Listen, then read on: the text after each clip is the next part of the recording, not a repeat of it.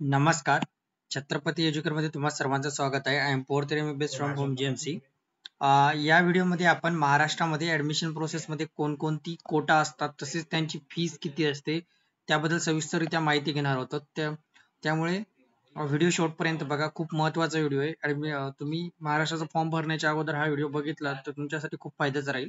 तर सर्वप्रथम जर तुम्ही चॅनलवर नवीन असाल तर आमच्या चॅनलला सबस्क्राईब करा. आमच्या चॅनलवर महाराष्ट्रातील MBBS, BHMS, BSc, BMS physiotherapy, BSc nursing तसेच बी फार्मसी तसेच सेंट्रलची MCCA and veterinary counselling of India याबद्दल सविस्तररित्या माहिती पुरवली जाते. यानंतर जर तुम्हाला कॉलेज लिस्ट पाहिजे असेल तर आमच्याकडे योग्य अशी कॉलेज लिस्ट भेटून जाईल. तुम्ही बघू शकता स्क्रीनवर. तुम्हाला आमच्याकडे एमबीबीएस, बीएचएमएस, बीएमएस तसेच बीव्हीएससी या सर्वांची कॉलेज लिस्ट योग्यरित्या भेटेल. तसेच वेटरनरी काउन्सिलिंग ऑफ इंडिया याची पण कॉलेज लिस्ट तुम्हाला चांगल्या प्रकारे भेटेल. बी फार्मसीची सुद्धा जर तुम्हाला पाहिजे असेल तुम्ही आमच्या संपर्क साधू शकता. आमच्या कॉलेज लिस्ट मध्ये बघू शकता तुम्ही स्क्रीनवर. एक मिनिट, काय काय आहे ते हे बघा. आमच्या कॉलेज लिस्ट मध्ये कॉलेजचा कोड आहे, त्याच्यानंतर कॉलेजचं नाव, कॉलेजचं फी स्ट्रक्चर, त्याच्यानंतर कॉलेजचा कट ऑफ गेल्या वर्षीचा, त्याच्यानंतर कॉलेजचा फोन नंबर, कॉलेजमध्ये सीट किती ते पण आहे. तुम्हाला म्हणजे एका ठिकाणी सर्व माहिती आहे. त्यामुळे तुम्ही जर कॉलेज वाटलं तर तुम्ही संपर्क साधू शकता आणि लगेच तुम्हाला कॉलेज बद्दल माहिती मिळून जाईल. हे एमबीबीएस प्रायव्हेट कॉलेजची लिस्ट आहे. त्याच्यानंतर प्रायव्हेट बीएमएस कॉलेजची पण लिस्ट आहे. हे बघू शकता तुम्ही. हे पूर्णपणे हे बघा, याच्यामध्ये पण सेम आहे. सीट्स, कॉलेजचा नंबर, सगळं टोटल माहिती याच्यामध्ये. कॉलेजची फीस किती आहे, डेव्हलपमेंट फीस, टोटल कॉलेजचा नंबर सर्व आहे. त्यामुळे जर तुम्हाला पाहिजे तर इथे मी फक्त ओपनची फीस काढलेली आहे. गेल्या वर्षीचा ओपनचा कट ऑफ आहे. हे तुम्हाला सर्व एका ठिकाणी भेटून जाईल. जर तुम्हाला पाहिजे असेल तर तुम्ही आमचे संपर्क साधू शकता. आता चला व्हिडिओला सुरुवात करूया. आता सर्वप्रथम बघा, आपण कॉलेज कोड बद्दल थोडं माहिती घेऊया सुरुवातीला.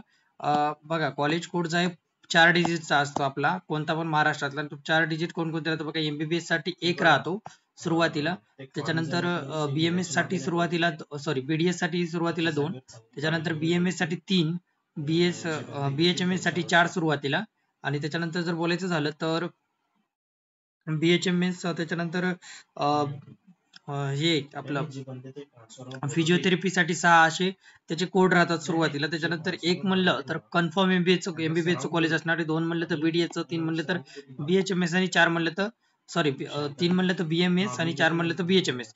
आता सर्वात महत्वाचं, याच्यानंतर जर तुमच्या समोर कॉलेजच्या समोर जर 1 असाल तर तो पश्चिम महाराष्ट्रातलं कॉलेज आहे, आणि जर त्या कॉलेजच्या समोर 2 असेल तर ते विदर्भातलं कॉलेज, आणि त्या कॉलेजच्या समोर जर 3 असेल तर ते जे कॉलेज आहे ते आपलं मराठवाड्यातलं कॉलेज आहे. म्हणजे आपण मराठवाडा रिजन म्हणजे नांदेड साईडचं, त्या साईडचं ते कॉलेज आहे. एवढं लक्षात असू द्या. एक जे आहे एमबीबीएस साठी, 2 जे आहे बीडीएस साठी, 3 जे आहे बीएमएस साठी, 4 जे आहे बीएचएमएस साठी. आणि एकच्या समोर जर 1 असेल तर ते कॉलेज पश्चिम महाराष्ट्रातलं, त्याच्या समोर जर 2 असेल तर ते विदर्भातलं कॉलेज आहे, 3 असेल तर ते कॉलेज आहे मराठवाड्यातलं. हे एवढं लक्षात असू द्या. त्याच्यासमोर मग त्याचे नंबर राहतात, जसे की 101 असं, 202 असे समथिंग नंबर राहतात. आता हे झालं तर आता त्याच्यामध्ये बघा, तुमचा 4 डिजिट नंबर राहते. आता समजा हे कॉलेज आहे तुमचे 11011 कॉलेज आहे, त्याच्यासमोर तुम्हाला एस किंवा एन या दोन्हीपैकी एक टाकायचं असते. आता यात एस आणि एन चं काय राहते याबद्दल आपण सगळ्यात महत्वाचं माहिती करून घ्या. एस म्हणजे स्टेट कोटा. स्टेट कोटामध्ये कोणते टोटल गव्हर्नमेंट कॉलेज जे असतात त्याच्यामध्ये 100% गव्हर्नमेंट कॉलेज येतात, आणि 85% जे प्रायव्हेट मायनॉरिटी कॉलेजचा सीट राहतात. याच्यामध्ये तुम्ही अप्लाय करू शकता स्टेट गव्हर्नमेंट मध्ये. आणि एन म्हणजे इन्स्टिट्यूशनल कोटा, त्याच्यामध्ये 15% सीट कशाच्या, प्रायव्हेट आणि मायनॉरिटी कॉलेजच्या. एन म्हणजे काय, institutional quota. College reference form मध्ये मिनिमम आहे झाला. फी स्ट्रक्चर आता बघा, तुम्हाला एक आपण सगळ्यात मला कोटा माहित करून घेऊ, नंतर आपण त्याच्याबद्दल डिटेल मध्ये बघा. बघा, eligibility for to fill S आणि एन प्रेफरन्स. बघा, state quota, yes, open to Maharashtra domicile candidate only. State कोटामध्ये फक्त महाराष्ट्रामधलेच कॅन्डिडेट फॉर्म भरू शकतात. दुसऱ्या राज्यातले कॅन्डिडेट फॉर्म भरू शकत नाहीत. नॉन रेसिडेंट ऑफ इंडियन ते पण फॉर्म भरू शकत नाहीत. त्याच्यामध्ये फक्त स्टेट कोटामध्ये फक्त महाराष्ट्रातलेच विद्यार्थी फॉर्म भरू शकतात, बाकी कुठे नाही. त्याची जी फीस राहते 1000 रुपये राहते. गेल्या 1000 रुपये ऍप्लिकेशन फीस राहते. आता इन्स्टिट्यूशनल कोटा काय, आता इन्स्टिट्यूशनल कोटा म्हणजे काय, त्याला आपण एन लावतो. सपोज त्या कॉलेजच्या समोर इन्स्टिट्यूशनल कोटामध्ये बघा, एक राहतो एनआरआय कोटा, एक राहतो इन्स्टिट्यूशनल कोटामध्ये, म्हणजे नॉन रेसिडेंट ऑफ इंडियन, हे एक कॅन्डिडेट साठी राहते. त्याच्यानंतर जे आहे इन्स्टिट्यूशनल कोटा एक राहतो सेपरेट याच्यामध्ये. तर नॉन रेसिडेंट ऑफ इंडिया जे कॉलेज जे राहते त्याच्यामध्ये जे भारताचे रहिवासी नाहीत, तात्पुरतेच कधीतरी येतात भारतामध्ये, किंवा त्यांचे पहिले रहिवासी होते, आता ते बाहेर देशात राहतात, कधीतरी येतात. त्यांना ऍडमिशन घ्यायचं असेल भारतामध्ये कोणत्या पण याच्यासाठी, कोर्ससाठी, तर त्यांना जे आहे का नाही, त्यांना ते NRI कोटा राहतो आणि त्याची जी फीस राहते की नाही 5 पट फीस राहते. समजा एका कॉलेजची 1,00,000 रुपये फीस असेल तर त्यांना ती भरावी लागते 5 पट. तर सेम इन्स्टिट्यूशनल कोटा आणि हे इन्स्टिट्यूशनल कोटा आहे की नाही, इन्स्टिट्यूशनल कोटा राहतो एक आपल्या याच्यामध्ये बघा अदर कॅन्डिडेट पर्सन, म्हणजे कसं माहितीये का, दुसऱ्या राज्यातले पण विद्यार्थी अप्लाय करू शकतात. बघा इथं एक minute, outside Maharashtra state candidate only apply for N quota, म्हणजे एक इलिजिबल राहतात इन्स्टिट्यूशनल कोटासाठी एक, आणि दुसरं म्हणजे आपल्या महाराष्ट्रामधले पण कॅन्डिडेट अप्लाय करू शकतात. पण महाराष्ट्रामधल्या कॅन्डिडेटला आहे ना दोन्ही पण फीस भरावं लागणार. एक 5,000 रुपये ते याची फीस, त्याच्यानंतर जे आहे 1,000 रुपये आहे ते याच्या, जर तुम्हाला दोन्ही कोटासाठी अप्लाय करायचं असेल तर, म्हणजे इन्स्टिट्यूशनल कोटा आणि जर स्टेट कोटासाठी जर तुम्हाला अप्लाय करायचं असेल तर तुम्हाला भरावं लागणार 6,000 रुपये.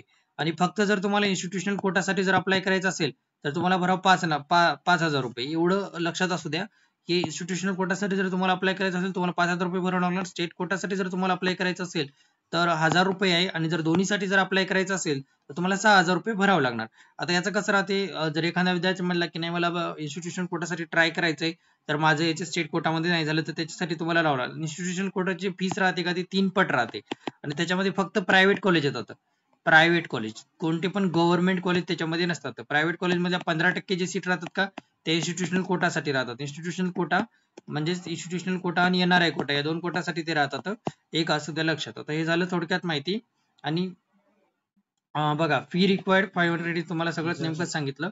NRI ward of NRI only eligible for N quota. बघा NRI चे जे कॅन्डिडेट आहे ते फक्त एन कोटासाठी एलिजिबल राहतात. आउटसाइड महाराष्ट्राचे जे कॅन्डिडेट आहेत ते पण एन कोटासाठी एलिजिबल आहेत, ते स्टेट मध्ये फॉर्म टाकू शकत नाहीत. And note non NRI candidate option for both quotas must be pay 1,000 आणि 5,000, म्हणजे तुम्हाला 6,000 रुपये टोटल फीस करावं लागते. म्हणजे जे नॉन नॉन म्हणजे बाहेरच्या देशातले कॅन्डिडेट नाही, ते महाराष्ट्रातले कॅन्डिडेट आहेत, त्यांना जर दोन्ही कोटासाठी अप्लाय करायचं असेल तर ते दोन्ही कोटासाठी अप्लाय करू शकतात.